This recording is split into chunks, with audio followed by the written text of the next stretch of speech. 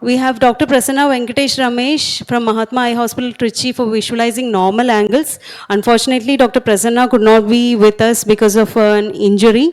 So instead of Prasanna, his fellow Dr. Ramanan will be speaking on that. And Dr. Manoj Pratapan, Associate Professor at Amrita Hospital, Kochi, will be speaking on understanding angles in gonioscopy. Myself will be talking about documentation and special situations. And Dr. Bindu S. Ajit, who is a glaucoma consultant at Comtrust Eye Hospital, Calicut, will be speaking on direct gonioscopy. Now I invite Dr. Ramanan to speak on visualizing normal angles. Thank you, ma'am. And all these efforts are Dr. Prasanna's efforts and energy. I'm just sharing it here. So let's go on to the topic proper. It's visualizing a normal angle. This is actually a vital aspect for any ophthalmologist and a budding resident. You will be learning so much from this 7-minute talk, 10-minute talk. So we'll start with differentiating a normal iris processes from a pathological peripheral anterior synecdoche. So every image, every animation what you're seeing here is designed from Mahatma Center of Moving Images. We have our Chief of Design, Dr. Mr. Tensing is there. He will be demonstrating you the 4D analog also. So here we will be seeing the normal angle anatomy. It starts from the ciliary body and it extends up to the Schwalbe's line. You all will be oriented towards it. So I'm just giving you an animated example of what is happening inside the eye along with the clinical video to demonstrate what is there as an angle structure. To become an ophthalmologist, the basic training should be more focused towards how to see the angle. It's a most complicated process, and then how to see the fundus. For that, you will be, if at all you are getting exposed towards such a scenario, it will be very good for our learning, and we will be demonstrating the animated template and then the clinical video along with it, so that people who are analyzing this can easily see the angle structures and appreciate it, which is actually a little confusing at the beginning of your residency. So now the grading of angle structures is nicely demonstrated here, and this is the grade 3 to 4, which is completely open, and grade 2 and grade 1 angle structures, which you can easily appreciate it after the animated video. So we will, whatever is there is a live image which is acquired from our center, all our patients, like whatever is there, and we are documented it for learning purpose. So let's start with the basic. So we will be explaining the patient what we are going to do, and we will place the make the patient sit upright, and we'll position them in the slit lamp, and we have to position the lens starting with the lower fornix. All these simple things we have to focus. So let's go to the next step, which is indirect gonioscopic examination by a Goldman lens. So this one, you have to see the slit also. In the bottom of the image, you can see the slit lamp. It will be moving to the vertical slit, so that you can see the angle structures nicely. Now the zoomed image will come. You can see the angle structures very clearly. If at all you have try to use the slit lamp in a proper way, which this video is demonstrating you.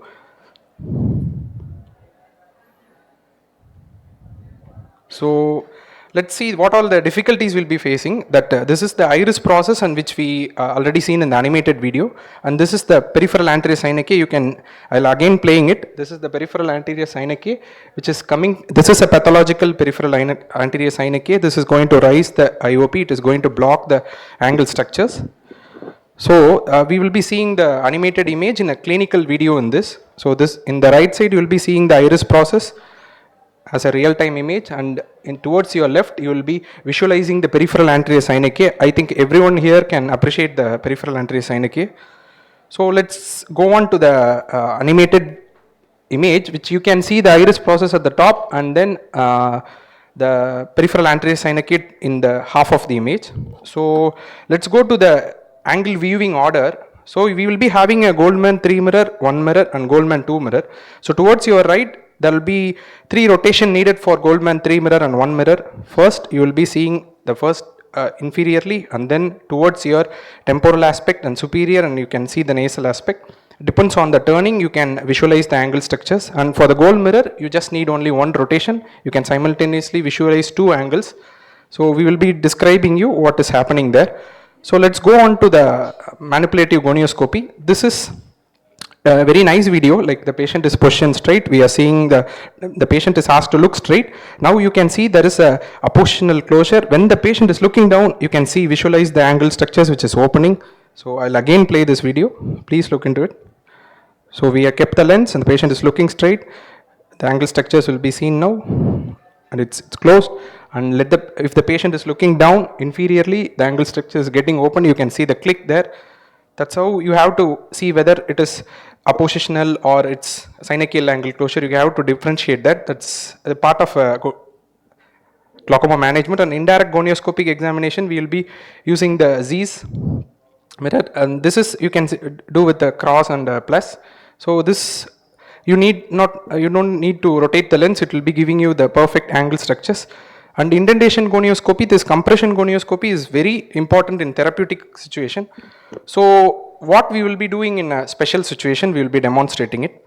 So if at all we see blood in the angle structure, we should definitely look pre-operatively. We have to look for the mapping of where the bleeding is coming. So at that situation, you have to avoid the serious bleeding. You have to see the angle structure, and if at all you find hyphema, if bleed is there, you have to look at opposite, directly opposite. You will be finding where the bleed is happening. So the video is demonstrating where is the bleed, and the source of the bleed can be identified. So gonioscopy plays a clinical role, very vital clinical role, to identify where you want to look and what you want to do in certain situations. This is one such scenario. So whenever you do a combined surgery and you see the bleb, always we will be looking at the bleb, but the most important part, if at all you feel there is a IOP rise, is that blocked ostium, which we can't see it in a normal slit lamp. We have to use the gonioscopy and see whether the ostium is patent or not. The right side of the image is showing a patent ostium, and the left side it is demonstrating a blocked ostium. Again, I am re-insisting it. All these images are taken in our clinical setup, Mahatma Eye Hospital, and all the animations are done with the Mahatma Clinic of moving images. So the post-operative ostium evaluation can be done in very important manner, and we have to analyze all those. In other special scenarios, post PKP status and expression, we have to analyze the angle structures to know what is going to happen. So this is a pseudo exfoliation patient, and we will be seeing a sample is line in this video. So whenever there is a trauma, we should always be careful to look for this angle recession, and patient will land up in serious issues. So for that, the gonioscopy plays a very vital part, and here we can see the broad ciliary band, and there is a gap which demonstrates the angle recession in this video. So one more aspect of this image is a beautiful image, like demonstrating a stump of iris. Along with that, you can see the ciliary processes. This is aniridia. Aniridia is just a stump of iris is there, and you can see the ciliary processes clearly, which will be beautifully seen in the gonioscopy. And whenever you have a difficult scenario, this will reveal so many aspects that our chief of animation, Mr. Tensing, is actually our patient. So he's a 24-year-old male, and he came to our OP with raised in IOP, all those scenarios, but he had an ICL implanted. What happened is, like, wherever he went, people always spoke about the issue with the ICL, but nobody believed that there is something issue with this angle. Everybody was always looking at the ICL, and they told like the ICL might be not implanted in a proper way. But what happened is, actually, when we look into the gonio, he had a pigmentary glaucoma, which is due to the iris rubbing the ICL, and it's causing the blockage. And we diagnosed him, and he went for a trabeculectomy. Now he is doing very well. He is there with us, and he'll be demonstrating you about the animations and 4D holograms at the end of this slide, end of this session. So these all the animations which is there for learning, and we have an app to demonstrate all these scenarios. So what all mechanisms are there, and what is happening whenever the blockage is there, it will be demonstrated in the video. And this animation is showing that what is happening whenever you keep a ICL, and how the pigmentary glaucoma is forming. All the blockage due to the pigment is in the trabecular meshwork is happening is demonstrated here. You can see this clearly. So when you look into the training part of a gonioscopy, the application of gonioscopy is always there when in the intraoperative and the lasers which you are going to give. This is we can demonstrate it in the selective laser, trabeculoplasty, organ laser, and ALP, organ laser peripheral iridoplasty. So I am going to demonstrate to you what is happening. Again, the normal animated video which is very clearly demonstrating it, and how what is the spot size of the organ laser trabeculoplasty, and how we will be giving the selective laser trabeculoplasty in such scenarios.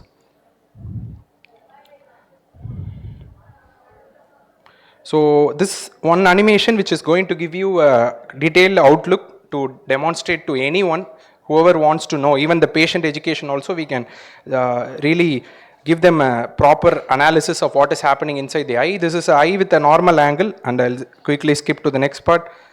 And eye with the oppositional angle closure, you can see that what is happening there with the red arrow. And then the organ laser peripheral iridoplasty, it's opening the oppositional angles. Whenever you give a laser, it will pull the peripheral anterior synechia and it will open up the angle so that the angle structures will become free, which can be easily seen in such kind of animations. So again, to see what is happening to the peripheral anterior synechia with the application of laser, I'm just demonstrating this animated concept. See nicely, whenever the laser is applied, the PAS is shrinking, which is giving the way for aqueous to drain. So in summary, there is always a correlation to look at the AC depth and anterior chamber angle width, which can be done with the Von Erichs grading and again with our gonioscopy grading.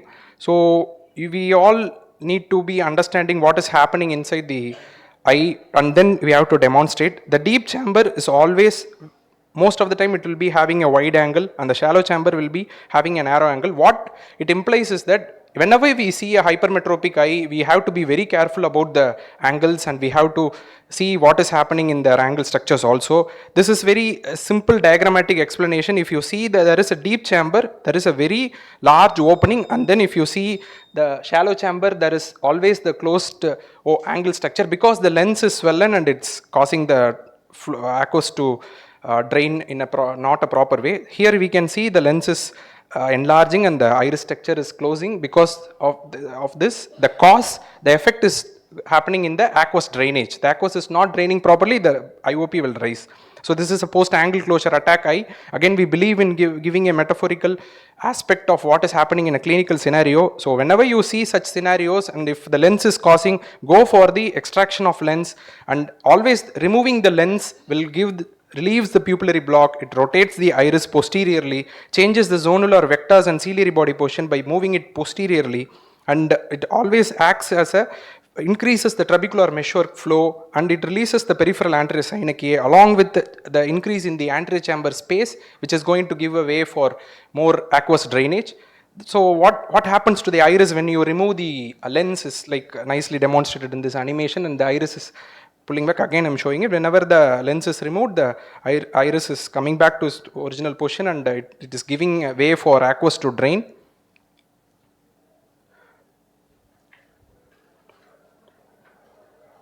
So this is the fate of scleral spur, which is again demonstrated with the animated video, and peripheral anterior synechia is there. And I thank this opportunity for Prasanna sir. Unfortunately, he has not been there, and we are trying to do more things in Mahatma Center along with the Mahatma Moving Images Forum, and we are already publishing what is happening with the minimal invasive glaucoma surgery, and what is the economic perspective in India Journal of Ophthalmology, and what we are doing in our center. We are already publishing it in the YouTube. Please do follow the channel, and you can see so many interesting videos there. And we believe in cognitive video based training, and that makes me to travel here instead of sir. Even he is not there in the last minute, I am here and I am demonstrating what he made. So that cognitive video based learning is the future, and it is definitely going to in an upcoming manner, it is going to revolutionize the education of residents and even the MBBS graduates. And we have a 4D model which is there waiting for you. You can enjoy the hologram, it is there. We have a virtual reality headset which is going to give you the real time image of an eye and its structure. And really thank you for this opportunity, and we are looking forward for you all to use the technology. Thank you, sir.